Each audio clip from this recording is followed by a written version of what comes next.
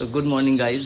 আজকে সকালটা গুড নয় আমার জন্য, বিকজ আজ একটা ফ্যাক্ট হয়ে গেছে। মানে কী বলবো, এই দেখছো মার্কোর মানে এখন গাড়িটা অন আছে, অন অবস্থায় নিউট্রাল শো করছে, বাট যখনই মানে গাড়িটা একটু চালানো হচ্ছে, চালানোর পরে নিউট্রালটা আর আসছে না।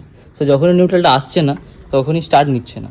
সো কিছু করার নেই, আমি বুঝতে পারছি না। আমি এটা একদিন লক্ষ্য করেছি, কালকে আমি এটার জন্য একবার ফেসে গেছিলাম, ব্লগ যখন গেছিলাম আর কালকে বানাতে তখনও ফেসে গেছিলাম। তো কিছু করার নেই, এখন এটা আমি একবার ঠিক করাতে যাবো, আমি একবার দোকানে যাব। তো ওটাই দেখা যাক, গিয়ে দেখি কি প্রবলেম হয়েছে। অ্যাকচুয়ালি আমি জানি না কি প্রবলেম আছে, মানে অ্যাকচুয়ালি ওর কিছু হলে আমার খুব মানে ফিল কেমন বলবো, কীরকম একটা লাগে। তো যাই হোক, আগে ওকে নিয়ে যাই, দিয়ে চলো দোকানে গিয়ে দেখা হচ্ছে। আর এখানে ওভাবে আমি তুহিনকে আবার ফোন করেছিলাম, তাই জন্য 3 বার ফোন করছে আমাকে। তো যাই হোক, আর এই দেখো বলতে বলতে বেটে কা নাম লিয়া আর বেটা হাজির। আর তারপরে আমরা তো আমাদের দোকানের উদ্দেশ্যে বেরিয়ে পড়লাম, ও পেছনে আমিও সামনে। চলো, বিশাল রোদ গাইস, বিশাল রোদ।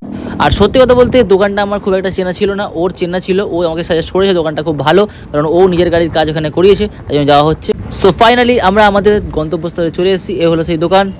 আর সুগার কারও দোকানটা ফাঁকাই আছে, বেশ ভালোই হলো। আর আমি সেই ফাঁকে কথা বলতে চলে গেলাম যে কী প্রবলেম। তারপর দেখলাম দুটো কাকু চলে এসে সামনে, তো ঠিক আছে দাঁড়িয়ে পড়লাম। আর তারপরে আমরা আমাদের বিস্তের মেকানিকের কাছে, মেকানিক ভাইদের কাছে নিয়ে চলে এলাম। যাই হোক, আর এখানে বলতে বলতে ভাইয়ের কাজ শুরু করে দিয়েছে। আর আমি পাশে দেখছিলাম যে কী করছিল দাঁড়িয়ে দাঁড়িয়ে। যাই হোক, তারপর ভাই বললো ভাই এখানে হবে না, তাই এটাকে সিংহাসনে তুলতে হবে। আমি বললাম তুলে ফেলো। সো ফাইনালি মার্কোর হাতটা খুলে ফেলা হচ্ছে। ভাই কি কষ্ট লাগছে, ধক ধক ধক ধক করছে একের পর এক। আর এইবার যখন ফাইনালি ওটা খুলছে ভাই, আমি মনে মনে প্রেয়ার করছিলাম যে ভাই একটু আস্তে, খুব কষ্ট হচ্ছে ভাই, সাবধানে কর এরকম বলছিলাম। যাই হোক, আর সত্যি কথা বলতে সত্যি একটু আপসেট হয়ে পড়েছিলাম, কি আর করবো। প্রবলেম হলে তো ঠিক তো করাতেই হবে, কিছু করার নেই।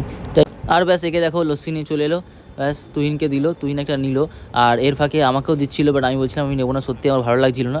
তো ফাইনালি গাইস, আমার মার্কো একদম পুরো সুস্থ হয়ে বাড়ি ফিরছে। আমার মুখে হাসিটা দেখতে পাচ্ছ, এবার আমার সত্যি ভালো লাগছিল যে মার্কোটা এবার সত্যিকারে বাড়ি ফিরছে, আমার খুব ভালো লেগেছে।